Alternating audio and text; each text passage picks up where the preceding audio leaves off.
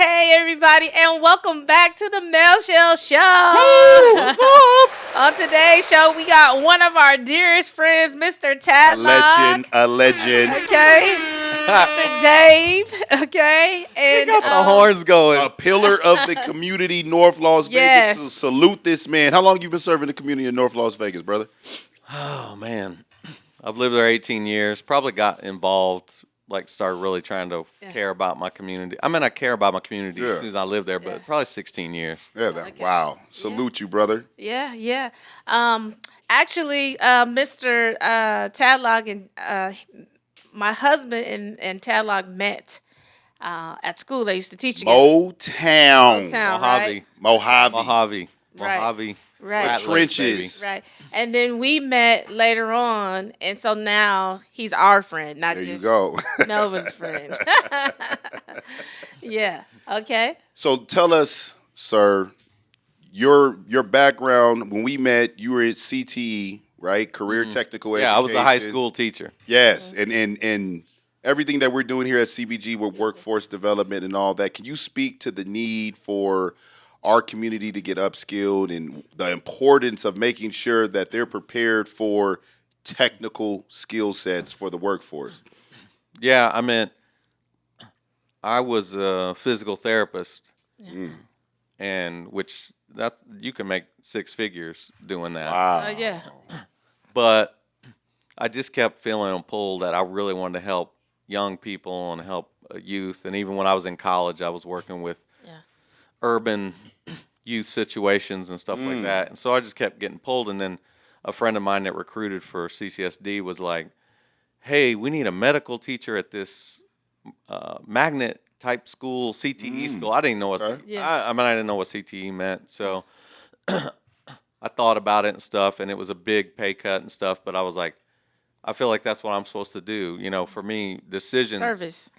That's right. decisions in my life is more about what I feel like I'm supposed to be doing versus what's I the wanna most money do. and all Yeah. that stuff. So I would say CTE is kind of the same idea I had to pull myself out of poverty. Okay. Right? All right. So you come from poverty. Oh, yeah. Like my mom, I had a single mom, Yeah. older brother that was crippled, and me, and we lived in a trailer, and we were poor as dirt, man. All of our clothes we got at yard sales.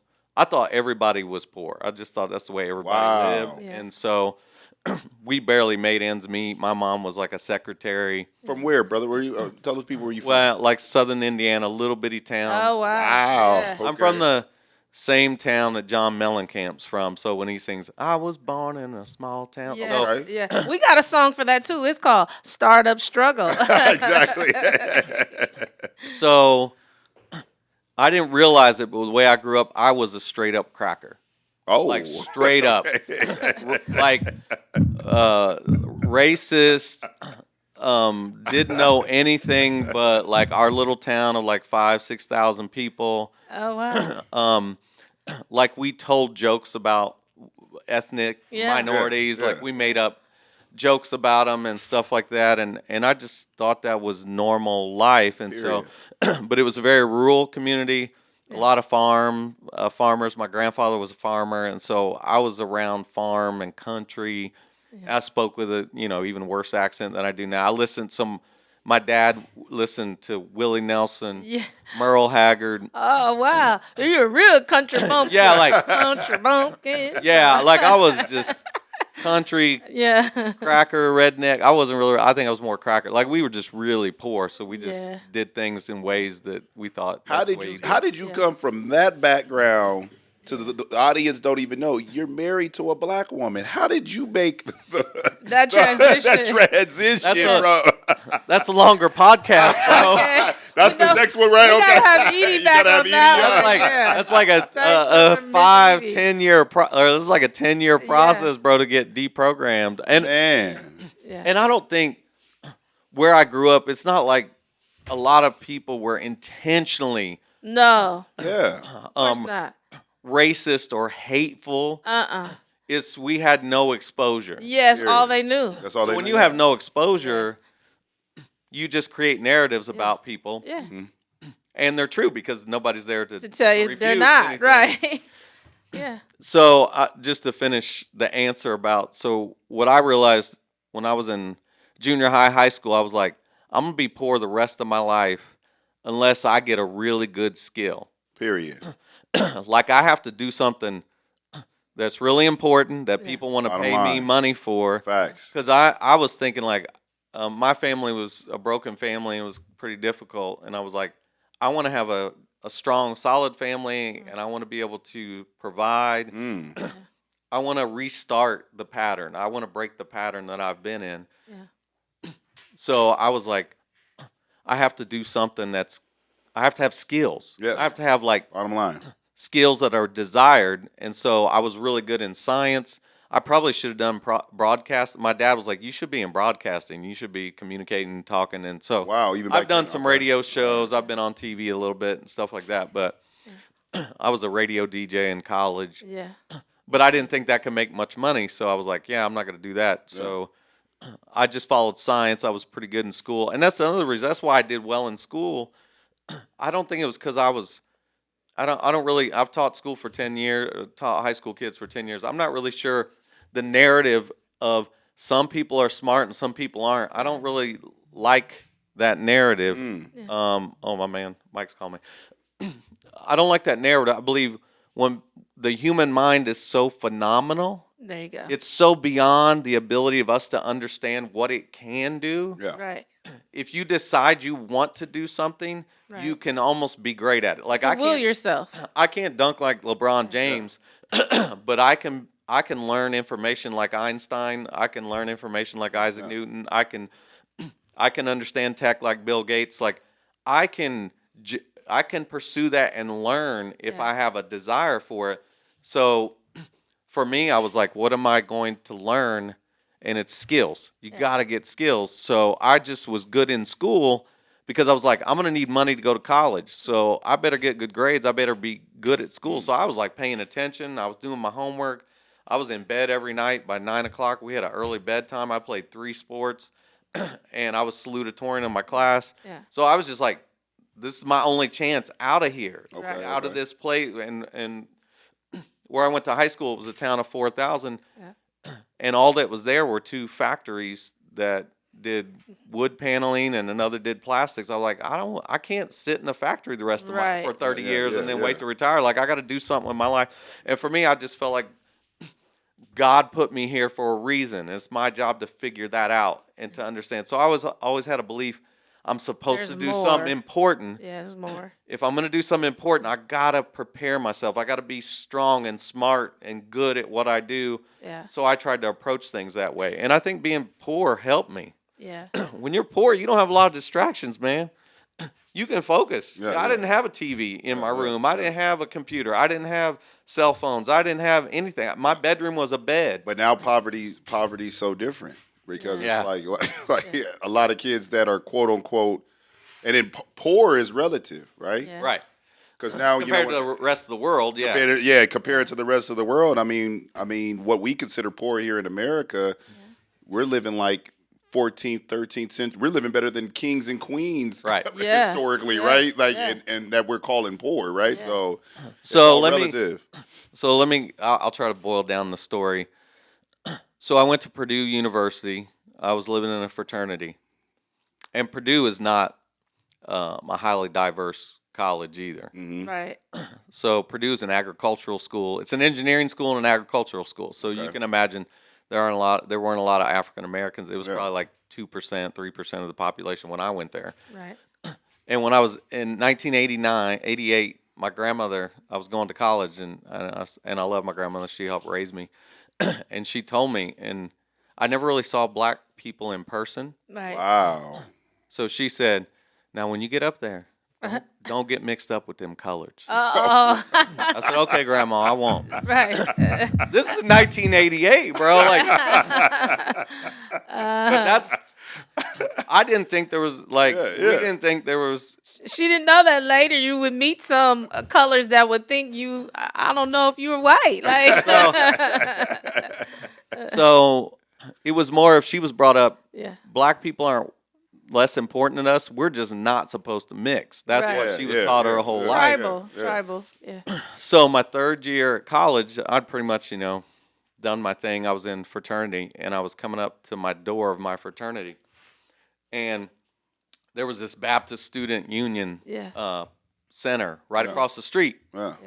I'd always seen it. I'd never been in it or anything. Yeah. I didn't even know what a Baptist Student Union was or whatever. It was like a Baptist church kind of on the campus. Yeah. And I heard this singing coming from there, man. It was like, because I remember when I was like 16, when we had like 4 or 5 channels, I was watching this channel one time and I saw this movie. I only saw the end of it, where this lady comes down the road singing and there's this gospel music. And I was like crying and stuff. I was like, what is this? Yeah. It was Color Purple. Oh, wow. Okay. But I didn't know what the movie was, and then I Yeah. had to go somewhere, and I always remembered that. And so 5 years later, I'm walking up to my fraternity. I hear this singing. That's like, that's like that singing on that movie. Yeah. So I go sit on the stairs outside because the window's open. That's why I can hear it. And I'm listening. As I'm listening to it, I just start crying and stuff. So nobody realized, like, I was paying for my own college. Yeah. My dad, and like, I wasn't that close to my father. He was an alcoholic, had a lot of issues.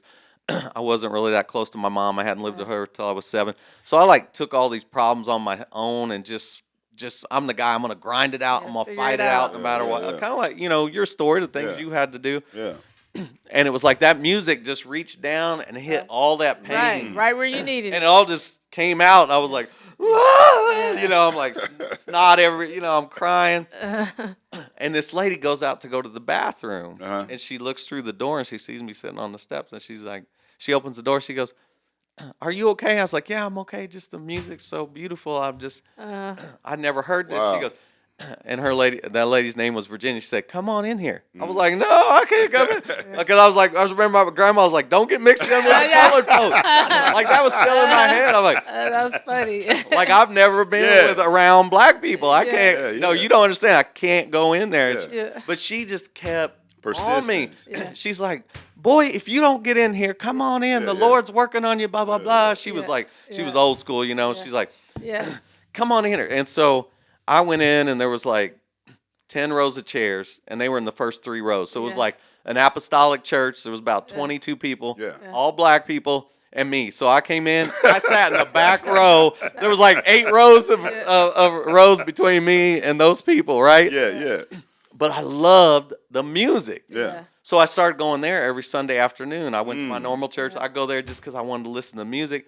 And she got me like, "Come on, sing some songs with us." And I was Look at God. I was in choir in high school.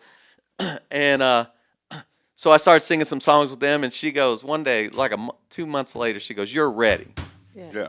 I was like, "Ready for what?" For a solo?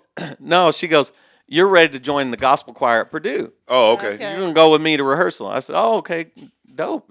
What's it called?" She goes, "The Black Voices of Inspiration." There it is. I was like, "Virginia." Mixed up with the black people. I can't sing with the Black Voices of Inspiration. It's BVOI. It needs to be white WVOI for me. Yeah. And she's like, "No, you're with me, so nobody's gonna say anything." So I went to the first rehearsal, and I remember this the choir director, great man, Stan Butts, the third from Illinois. He was a doctorate in music, just a fabulous man. Yeah. And he said, "Hey, next week we're having men. We need you to try out if you want to try out for this solo. Blah blah blah." We sang the song, and they introduced me. I think the first day, like, "Hey, Dave's coming to try out for our choir," and like I was the only white guy in the room. It was about 80 black college students, so they were like, "All right, Dave, come on in, Dave." They were like, What's going to happen here?" Hamming you up. And it wasn't like I had been around many black people because I had not. Yeah. So I'm like, hey guys, how you doing? It's Yeah. I didn't even No swagger. no swag at all. So they were like, "Oh, this is awesome. Like this is like a reality show. We're gonna watch this." And I came the next week and I tried out for the solo. Yeah. I got the solo. Okay, all right. And then I started singing with this choir. So it's my last semester at Purdue. I started singing with this choir. We go different places, and I love this music. Wow.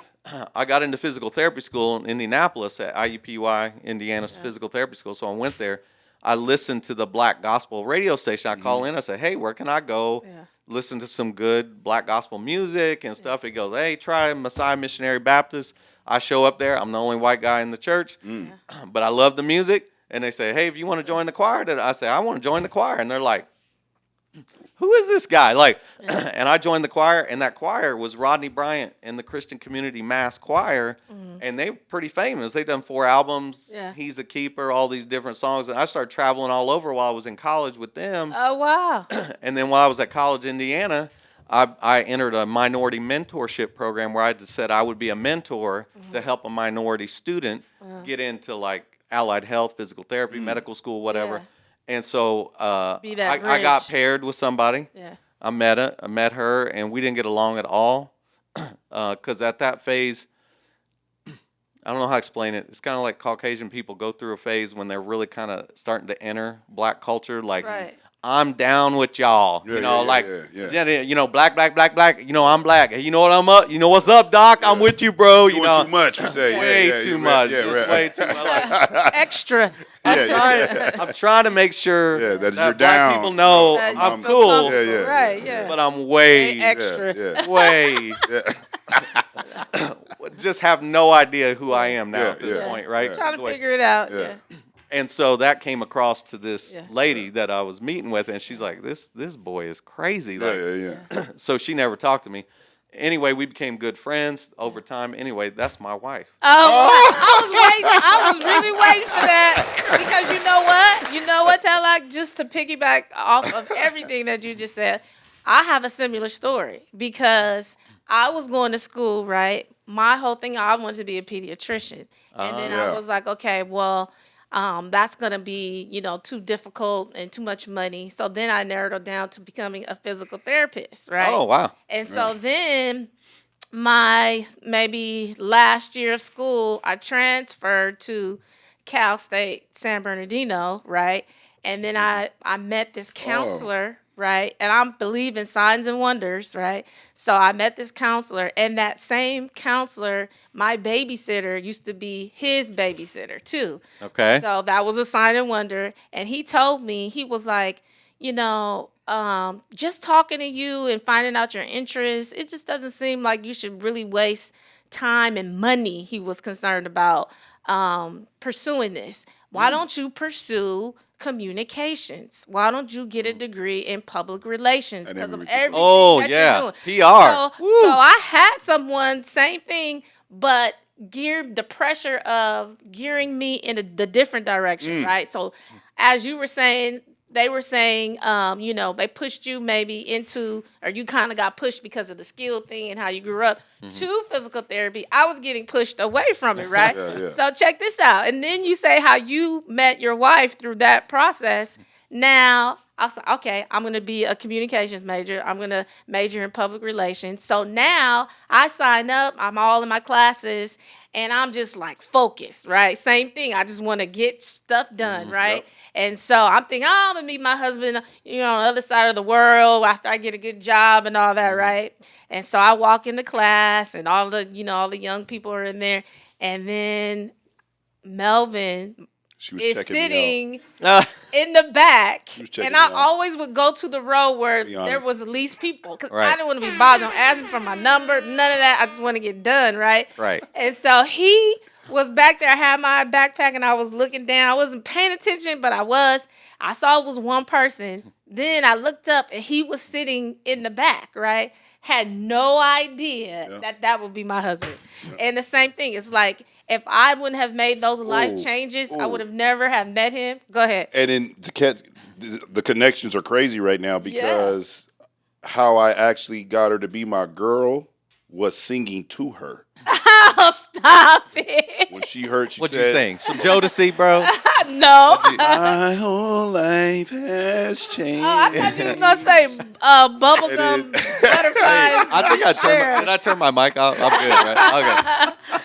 And I wooed her after she heard you me sing moved me one after that? time. Well, that's not really true, but I would say this: the professor had a lot to do with it, okay? Because Melvin's super smart, right? Everybody knows that, and so he didn't ever buy books, okay? Never bought a book. Don't tell Bill. But this particular, Don't be like me. This Be better than particular me. Right. this particular class, you needed a book, right? And so we were getting ready to take our midterm. So he walks up to the professor and was like, "Hey, can I borrow your book?" And she was like, "Boy, no." And so she was like, "Oh, but why don't you study with Michelle?" I was like, that is a great idea.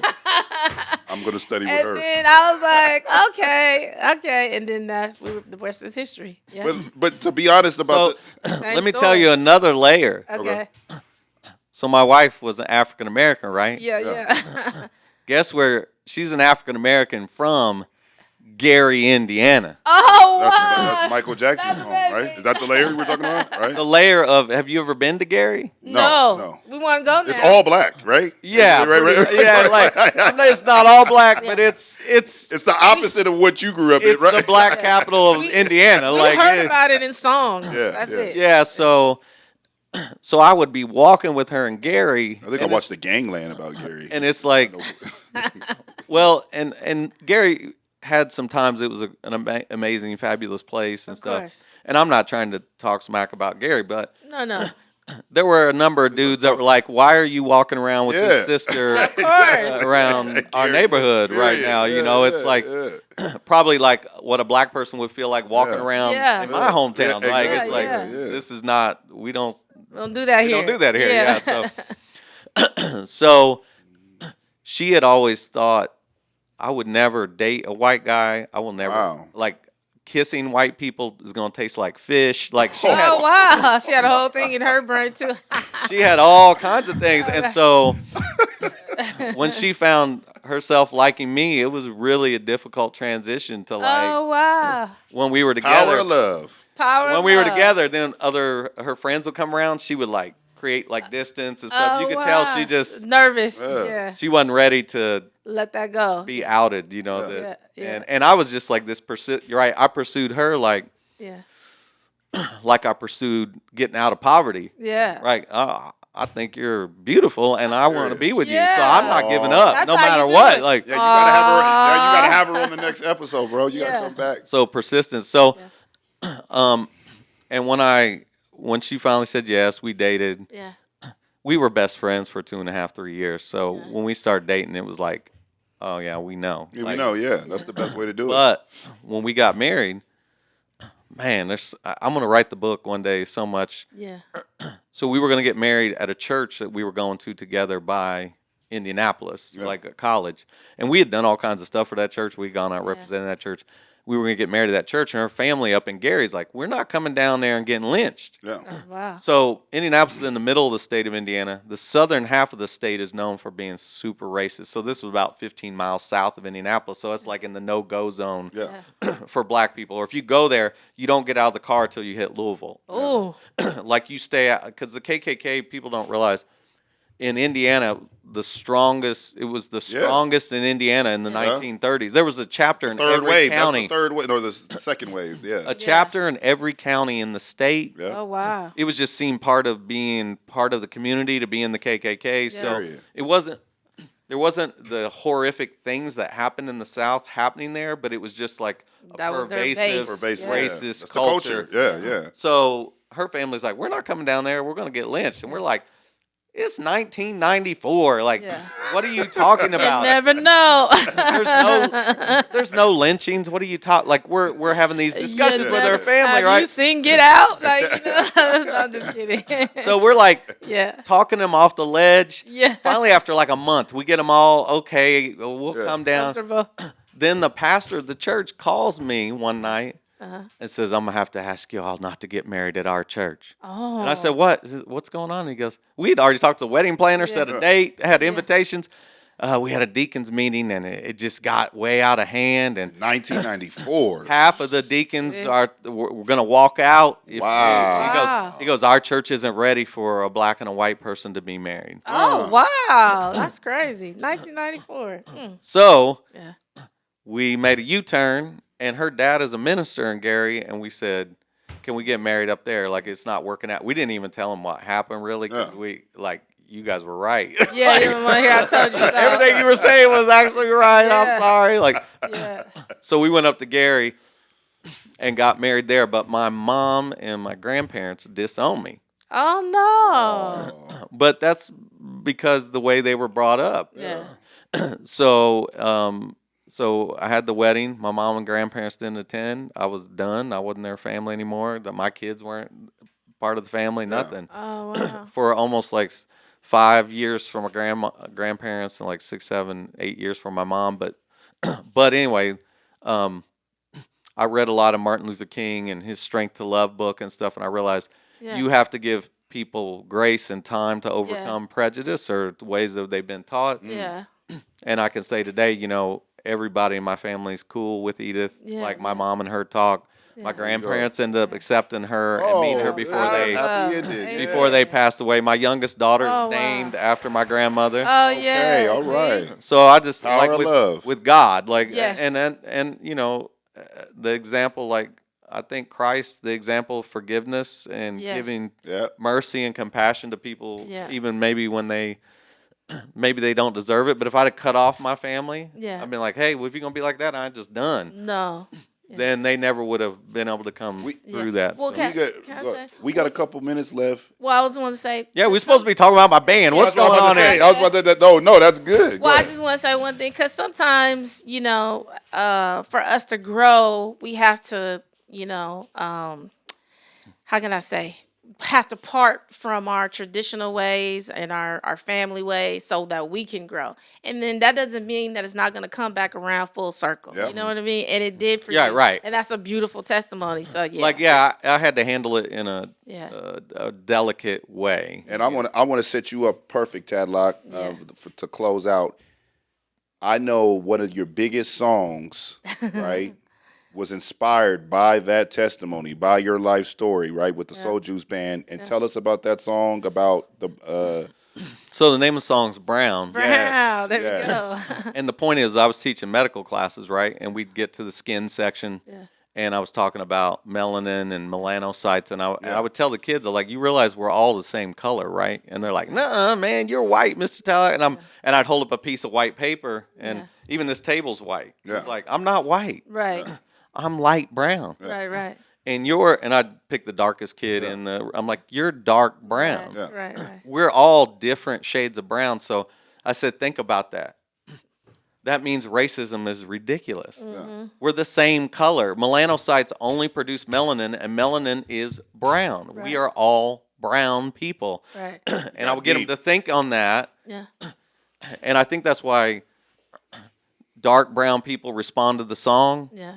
Because they're like, but white people want to, not all white people, but the idea of white supremacy, that I'm absent of any brown. Yeah. I'm That's pure purity. from melanin. Purity. Yeah. And that makes me different, and I can be above you. Right. Yeah. And that's all a scientific myth. Now, the social reality of race exists. It's a social construct. It exists. Of course. Yeah. But the biologic construct of race is ridiculous. It doesn't exist. There's no such thing. There's almost no difference at all. They have Africans that look like, some white albinos people. and all, They got blonde hair and blue eyes. I didn't realize how many times black people have come up to me and say, I thought you were black. I put that, and I was like, what is it? I'm like, what do you mean? I was like, I guess it's my nose, the mouth. Everything. And then I sing soulful music. The color, it's everything. I'm telling you. I was like, I don't know. You should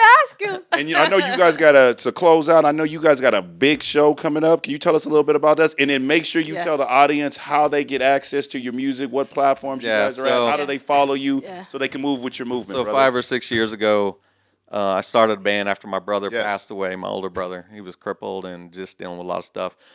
And he had all this music. And he introduced me to Parliament. So I was listening to Willie Nelson, and he was DJing in college, and he brought a Parliament record home. All right. And when I heard that, my whole world changed. I was like, that's how it happens. What is this? This is amazing. And I saw Bootsy Collins on the album getting out of a spaceship, and I'm like, what is this? I was like, listen to, there's a tear in my beer. It's like, And I was just blown away. Yeah. And so when he died, I remembered all that. I said, I've always wanted to start a band. Yeah. So I talked to my high school students. They were laughing like, dude, you ain't starting no band, Mr. Talent. Like, I'm a white middle-aged dude. I'm going to start a band. Right. And so we started it, and now we've been going 6 years. It's called the Soul Juice Band. That's right. Yeah. We released an album.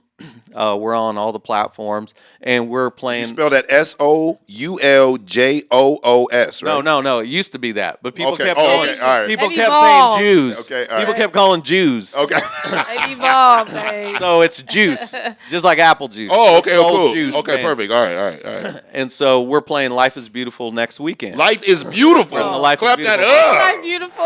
That's huge. That's one of the biggest music festivals. The biggest one we have in Vegas is Yeah. one of the biggest in the world. Yeah. Yeah, it's Y'all always playing been a that? dream. Yeah. What time and when do y'all go on? Sunday, September 18th, we play from 3 to 3:30. So we open that day. Oh, cool. All of North Las Vegas, come out and show support to Life a is local band beautiful. playing one of the biggest music festivals in the world. The Yes. biggest for Vegas. Life is beautiful. That's is legendary. And we need you we're- to come back afterwards and give us And your life opinion of is music. beautiful, guys. There you And go. we're funk miss it. soul, rock, and 5 horns, 10-piece band. We're gonna have 12 people on the stage. I got 2 dancers. Yeah. 2 girls will be dancing the whole set. And yeah, I really like Northtown to know about us There we because go. like I'm Northtown all the way. Like that's You got a that's- website they can go to? Yeah, www.souljuiceband.com. And before we guys- go, can we go out with you showing them a little bit of your skills, brother? Come on, let them show them the soul. Can What? you show them the Sing. soul? Wanna hear you sing. Well, I kind of got my singing from singing gospel. Okay. All right, give us So, some. Here we go. On a Sunday, since I laid my burden down. On a Sunday, since I laid my burden Let's down. give it up for Talon. He's coming back with his wife. I know you want to meet her now. This Right. is amazing. Right. All It's right. amazing. Thank you so much, brother. Thank you